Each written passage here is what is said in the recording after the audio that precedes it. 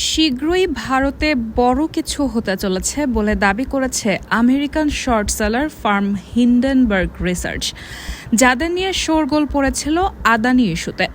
নতুন করে ভারত নিয়ে এই পোস্ট ঘিরে জল্পনার তুঙ্গে। কি ঘটনা ঘটতে চলেছে তার কোনো পরিষ্কার ইঙ্গিত দেয়নি তারা।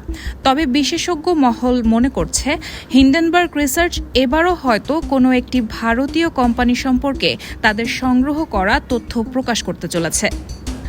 আদানি গোষ্ঠী সম্পর্কে হিন্ডেনবার্গ রিপোর্ট নিয়ে ভারতে ব্যাপক রাজনৈতিক সাড়া পড়ে গিয়েছিল।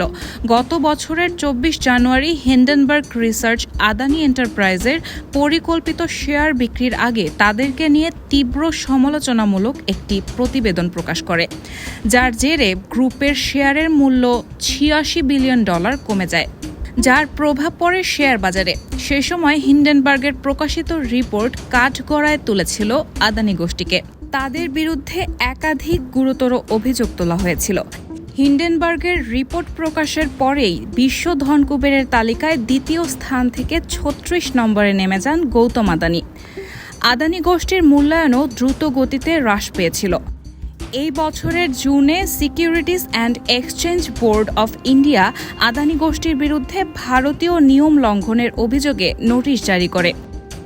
হিন্ডেনবার্গ রিসার্চ প্রথমবারের মতো তাদের রিপোর্টে কোটাক মাহিন্দ্রা ব্যাংককে স্পষ্টভাবে চিহ্নিত করে।